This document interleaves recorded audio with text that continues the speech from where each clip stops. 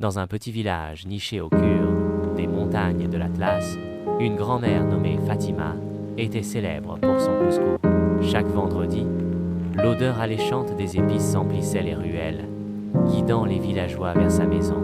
Fatima commençait sa préparation dès l'aube. Le couscous, d'abord sec et dur, était doucement arrosé d'eau bouillante, puis travaillé avec ses mains expertes.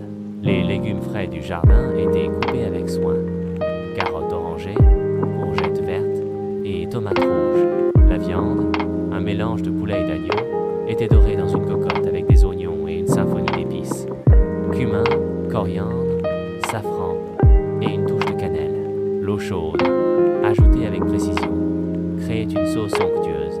Les légumes, plongés dans ce bouillon parfumé, mijotaient lentement, libérant leur saveur. Fatima travaillait avec une précision presque magique, un savoir-faire transmis de génération en génération.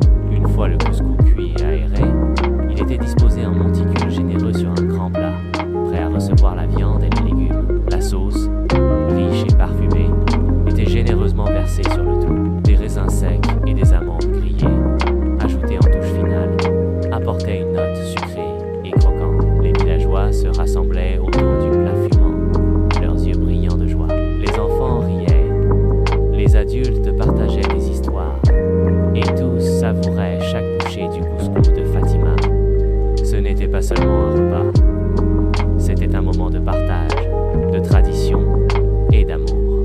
Le couscous de Fatima n'était pas seulement un plat, mais un lien qui unissait toute la communauté, un rituel hebdomadaire de joie et de saveurs partagées. Chaque grain de couscous racontait une histoire, chaque légume chantait une mélodie, et chaque épice dansait une chorégraphie de saveurs. Et dans ce village, chaque vendredi, le couscous de Fatima était un symbole de tradition